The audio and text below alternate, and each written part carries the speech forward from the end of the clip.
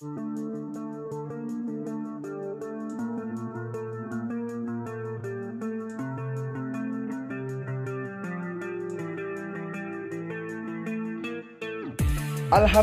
3 kabar baik hari ini hampiri Timnas Indonesia. Pencinta Timnas senang mendengarnya.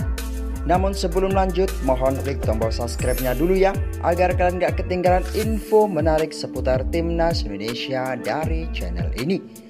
Oke, kalau sudah subscribe, mari kita lanjut. Kabar yang pertama yaitu kabar dari Sintayong soal kontraknya bersama Timnas Indonesia. Sintayong kuat dugaan bakal tetap lanjut kontrak pelatih Timnas Indonesia. Sinyal mempertahankan pelatih asal Korea Selatan itu dilontarkan langsung oleh Ketua Umum PSSI Erick Thohir. Erick Thohir akhirnya menjawab keluh kesah pecinta sepak bola tanah air dengan sosial media pribadinya. Erick memposting cuplikan video ketika dirinya diwawancarai soal Sintayong. "Saya rasa kinerjanya baik, tetapi saya akan minta lebih," ujarnya. "Bukan berarti membebani secara tidak logis," sambungnya. Kabar baik yang kedua yaitu proses naturalisasi 3 pemain keturunan tinggal selangkah lagi.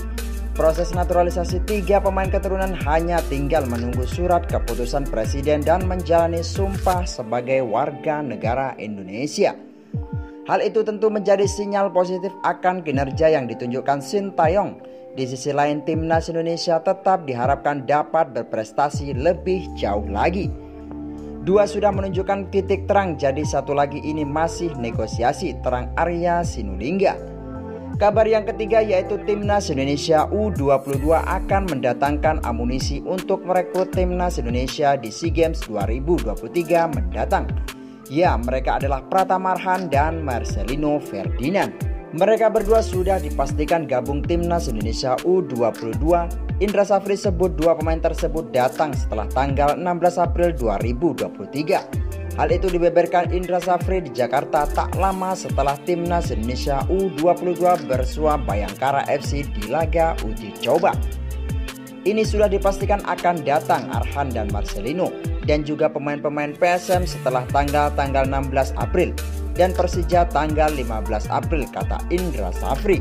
Indra Safri pun bakal langsung menaruh fokus penuh setelah kedatangan skuadnya sudah 100%. Hal tersebut guna meraih target yang telah ditetapkan, yakni medali emas SEA Games 2023 Kamboja. Setelah itu kita akan fokus dengan semua pemain yang kita panggil, imbu Indra Safri. Seperti diketahui, Timnas Indonesia U22 saat ini terus mematangkan persiapan demi meraih hasil terbaik di SEA Games 2023. Terdekat skuad Garuda Muda akan menjalani laga uji coba melawan Lebanon besok Jumat 14 April 2023. Pada akhirnya itulah 3 kabar baik hari ini yang bikin kita semua senang mendengarnya. Bagaimana menurut kalian? Salam olahraga.